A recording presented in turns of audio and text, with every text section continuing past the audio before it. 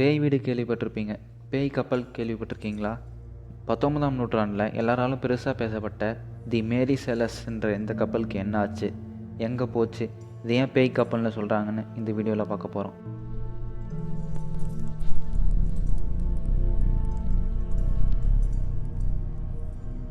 நூறு அடி நீளம், 25 அடி அகலம், 200 டன் எடையோட ஒரு கப்பல் பிரம்மாண்டமாக கட்டப்பட்டது. 1861 ஸ்பென்சர் ஐலாண்டில் முதல்ல இந்த கப்பலை லான்ச் பண்ணுறாங்க. லான்ச் பண்ணுற அன்றைக்கே இது பல தடங்களை சந்திச்சதா சொல்லப்படுது. லான்ச் பண்ண கொஞ்ச நாள்லேயே இந்த கப்பலோட கேப்டன் நிமோனியா இறக்குறாரு. கப்பல் கிளம்புற ஒரு வாட்டியும் ரிப்பேர் ஆகிறது, பாறையில் முட்டுறதுன்னு ஏதாச்சும் ஒரு சேதாரம் ஆகிட்டே இருக்கும். 1867 ஒரு பெரிய பாறை மேலே போயிட்டு மோதிடுச்சு. இதில் பெரிய சேதாரமும் ஏற்பட்டுருச்சு. இதுக்கப்புறம் இந்த கப்பலை வச்சு மெயின்டைன் பண்ண முடியாதுன்னு சொல்லிட்டு ரிச்சர்ட்னு ஒருத்தருக்கு விற்றுட்டாங்க.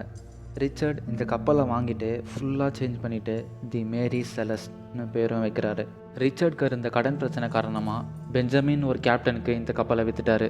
18 வருஷம் எக்ஸ்பீரியன்ஸ் இருக்க கேப்டன் பெஞ்சமின் மேரி செலஸ் வாங்கிட்டு ரொம்பவும் ஆர்வமாகவும் சந்தோஷமாகவும் தன்னோட முதல் பயணத்துக்கு தயாராகிறாரு. நவம்பர் 7, 1872 அன்னைக்கு 1700 பேரல் ஆல்கஹால் ஏற்றிட்டு நியூயார்க்கில் இருந்து இட்டாலிக்கு கிளம்பிச்சு மேரி செலஸ்ட். இந்த பயணத்தில் பெஞ்சமின், அவரோட ஒய்ஃப் சாரா, 2 வயசு குழந்தை, அப்புறம் 7 க்ரூ மெம்பர்ஸ்னு மொத்தமாக 10 பேர் கிளம்புறாங்க. அப்போ அவங்களுக்கு தெரியாது இதுதான் அவங்களோட கடைசி பயணம்னு.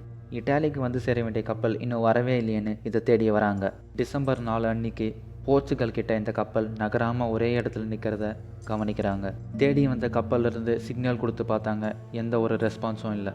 அந்த கப்பல் உள்ளே போயிட்டு பார்க்குறாங்க, ஒருத்தருமே இல்லை. அதில் இருந்த 10 பேரும் மாயமாக மறைஞ்சிட்டு இருந்தாங்க. தேடி போன இவங்களுக்கு எதுவுமே புரியலை. ஒருத்தர் சண்டை போட்டு கொண்டுட்டாங்கன்னு பார்த்தா சண்டை போட்டதுக்கான எந்த தடயமும் இல்லை. கப்பலுக்கு எந்த ஒரு சேதாரமும் ஏற்படாததுனால கடல் கொள்ளையர்கள் வந்திருக்கவும் வாய்ப்பு இல்லைன்னு முடிவு பண்ணுறாங்க. கப்பலில் இருந்த ஆல்கஹால் அளவுக்கு அதிகமாக குடிச்சிட்டு மதுபோதையில் கடலில் விழுந்துட்டாங்கன்னு பார்த்தா ஏற்றிட்டு போன 1700 பேரலும் அப்படியே இருந்துச்சு. 6 மாதத்துக்கு தேவையான சாப்பாடு தண்ணியெல்லாம் எடுத்துகிட்டு போயிருந்தாங்க. அதுவும் அந்த கப்பல் அப்படியே தான் இருந்துச்சு.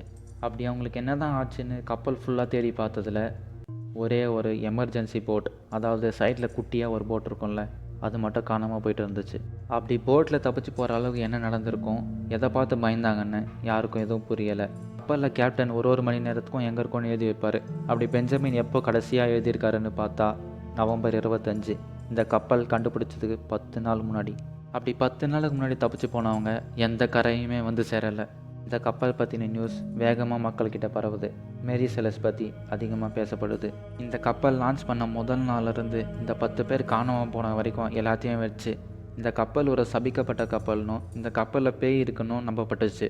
இதெல்லாம் ஒரு பக்கம் இருந்தாலும் மேரி செலஸ்டோட கேப்டன் பெஞ்சமின், அவரோட ஒய்ஃப், குழந்தை, 7 க்ரூ மெம்பர்ஸ் எங்கே போனாங்கன்னு இப்போ வரைக்கும் யாருக்குமே தெரியாது. 150 வருஷம் கடந்தாச்சு. ஆனால் இன்றைக்கும் இந்த கப்பல் பற்றின விசாரணை நடந்துட்டு தான் இருக்குது.